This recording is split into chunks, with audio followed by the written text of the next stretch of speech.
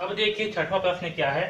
शाहिद एक खंभे की लंबाई का अनुमान लगाते समय इस प्रकार खड़ा होता है कि उसके सिर एच की छाया और खंभे के शिखर क्यू की छाया एक ही बिंदु डी पर पड़ती है। ओके, क्या बोला गया है कि शाहिद जो है खंभे की लंबाई, एक खंभे है क्यू एफ, ठीक है, इसकी लंबाई का अनुमान लगाते समय इस प्रकार खड़ा होता है कि उसके सिर एच, जो उसका सिर एच है, इसकी छाया और खंभे के शिखर क्यू, ये जो खंभे के शिखर क्यू है और ये जो आदमी खड़ा है इसके शिखर एच, इसकी छाया एक ही बिंदु डी पर पड़ती है। इन दोनों की छाया कहाँ पड़ रही है? इस बिंदु डी पर पड़ रही है। यदि डीई यानी कि जो व्यक्ति खड़ा है वहां तक की दूरी कितनी है? 1.6 मीटर। और डीएफ जो खंभे है, खंभे की दूरी कितनी है छाया से? 4.4 मीटर हो तो खंभे की लंबाई क्या होगी? तो ये जो खंभे की लंबाई जो है आपका क्यू एफ, ये क्या होगी? ये जो है हमें ज्ञात करनी है। ओके, तो चलिए इस प्रश्न को हल करते हैं। तो देखिए हमें क्या क्या दिया है। हमें दिया है डीई, यानी कि ये डीई का मान दिया है 1.6 मीटर। यहाँ पास डीई क्या है? तो यहाँ पास डीई है ये छाए और ये व्यक्ति जो खड़ा है उसके बीच की दूरी। ओके, डीई का मान कितना दिया है? 1.6 मीटर। डीएफ क्या है? डीएफ जो है जो छाए पड़ रही है, मतलब क्यू की जो परछाई पड़ रही है इस बिंदु पर, और ये जो एफ जो पोल गड़ा हुआ है उसकी दूरी है 4.4 मीटर। ओके, अब देखिए एच ई, ये जो एच ई है ये क्या है? ये जो व्यक्ति खड़ा हुआ है इसकी लंबाई, यानी कि जो व्यक्ति की ऊंचाई दिया हुआ है, क्या दिया? व्यक्ति की लंबाई दिया है, कितना है? 1.2 मीटर। ठीक है, तो व्यक्ति की ऊंचाई एच ई है 1.2 मीटर। ठीक है, अब देखिए यहाँ से इसे हल करते हैं। तो यहाँ पास ये जो त्रिभुज है आपका, कौन कौन से त्रिभुज? यहाँ पर दो त्रिभुज बन रहे हैं। पहला त्रिभुज है Q F D. Okay, Q F D व त्रिभुज एच ई डी,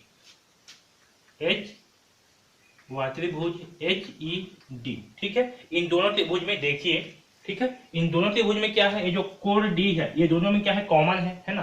कोण डी जो है दोनों में है, तो यहाँ से देखिए कोण डी बराबर कोण डी, दोनों में क्या है? कोण डी है। ठीक है, दोनों में कॉमन है। यहाँ लिखता हूँ उभयनिष्ठ लिख देता हूँ क्योंकि दोनों में है इसलिए उभयनिष्ठ कोण है। ठीक, और यहाँ पर देखिए ये जो कोण होगा एफ के पास, ये क्या होगा? 90 अंश का कोण होगा। और ये जो व्यक्ति खड़ा है ये भी क्या होगा आपका? एक 90 अंश का कोण होगा। यहाँ पास ये दोनों कोण का मान क्या होंगे? 90 अंश होंगे, यानी कि क्यू एफ डी, ओके, कोण क्यू एफ डी बराबर कोण एच ई डी, इन दोनों का मान कितना होगा? इन दोनों का मान होगा 90 अंश, समकोण है इसलिए। ठीक है, ठीक, तो इन दोनों का मान क्या है? 90 अंश है आपका। क्यू एफ डी कोण का मान और एच ई डी कोण, इन दोनों कोण का मान कितना है? 90 अंश है। ठीक है, तो दोनों कोण का मान जो है 90 अंश है। ठीक, इतना समझ में आया सबको? अब आगे देखिए यहाँ पास, तो यहाँ पास ये डी कोण और ये कोण, दो कोण क्या है? इन दोनों त्रिभुजों में दो कोण जो है बराबर है, यानी कि ए से, यानी कि कोण से, ठीक है, कोण और कोण से ये जो आपके त्रिभुज क्यू एफ डी व त्रिभुज एच ई डी दोनों क्या होंगे? आपस में समरूप होंगे। ओके,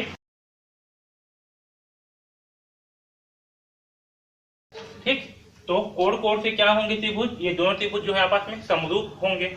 ठीक है, तो क्योंकि जब दोनों त्रिभुज क्या है? आपस में समरूप है, यानी कि त्रिभुज क्यू एफ डी समरूप है त्रिभुज एच ई डी, दोनों क्या है? आपस में समरूप है।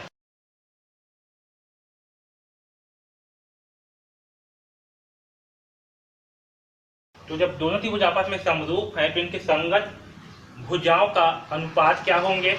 आपस में समान होंगे। ठीक है, यानी कि क्यू एफ, ये जो क्यू एफ है ये, और एच ई, इनका अनुपात एफ डी और ई डी, इनका अनुपात आपस में क्या होंगे? बराबर होंगे। ओके, तो देखिए यहाँ से क्यू एफ का मान हमें नहीं मालूम है, तो क्यू एफ का मान तो क्यू एफ ही रहने देते हैं। एच ई का मान हमें क्या मालूम है? 1/2, तो यहाँ रखते हैं 1/2 बराबर एफ डी का मान क्या है? एफ डी का मान है 4.4, तो यहाँ पर रखेंगे 4.4 बटे ई डी का मान कितना है? 1.6, तो यहाँ रखेंगे 1.6। ठीक, यहाँ तक आपको समझ में आया? अब यहाँ देखिए यहाँ पास एक अंक के बाद में क्या है? दशमलव, और यहाँ नीचे में भी क्या है? एक अंक के बाद में क्या है? दशमलव। तो ये दशमलव से दशमलव हो जाएंगे कैंसल, ठीक है, क्योंकि दोनों में एक एक अंक के बाद में है, इसलिए क्या होंगे, दशमलव से दशमलव जो है वो कैंसल हो जाएंगे। तो यहाँ से हमें क्यू एफ का मान क्या प्राप्त होगा, क्यू एफ बराबर होगा 1.2 का गुणा होगा इस ऊपर वाली संख्या के साथ। तो ऊपर से जब दशमलव हट जाएगा तो क्या हो जाएगा यहाँ पर 44 और नीचे में क्या हो जाएगा 16। ओके, अब ये जो 1.2 है इसे क्या किए यहाँ पर पक्षांतर करेंगे तो ये क्या होगा, ये ऊपर के साथ में हो जाएगा गुणा 1.2 का। ओके, तो चलिए 44 इंटू 1.2 करते हैं। तो 44 इंटू 1.2 करने पर क्या मिलेगा, देखिए 2 चौक 8, 2 चौक 8। ओके, 1 चौके 4 और 1 चौके होगा 4, तो ये होगा 8, 8 और 4 कितना आएंगे 12, 12 की 2 हासिल है, तो 4 और 1 होगा 5, तो ये होगा 528। ठीक है, अब यहाँ देखिए यहाँ क्या है, एक अंक के बाद में दशमलव लगा हुआ है, तो आंसर में भी क्या हो गया, आंसर में भी एक अंक के बाद लगेगा दशमलव। ओके, तो यहाँ होगा 52.8, तो 52.8 बटे 16। ओके, यहाँ तक सबको समझ में आया। तो चलिए इसे जो है 16 से भाग करते हैं। तो 16 तिया 48, 16 चौक हो जाता है 64, ठीक है, तो ज्यादा हो जाएगा, तो 16 तिया 48, ठीक है, घटाएंगे क्या मिलेगा, 12 में से 8 गया बचेगा 4, ये 4 हो जाएगा, 4 में से 4 गया 0, यहाँ दशमलव है तो लगाएंगे दशमलव, वहां उठाएंगे 8 को, ठीक है। 16 तिया होता है 48, तो यहाँ जो 3.3, 16 तिया क्या होगा 48, ये कैंसल, ठीक है। तो क्या प्राप्त हुआ 3.3, तो क्यू एफ बराबर क्या आएगा 3.3। अब देखिए क्योंकि सारे के सारे मान किस में है, आपके मीटर में है, तो ये मान भी क्या होगा मीटर में होगा, यानी कि क्यू एफ क्या है, क्यू एफ जो है इस पोल की लंबाई है, इस खंभे की लंबाई है।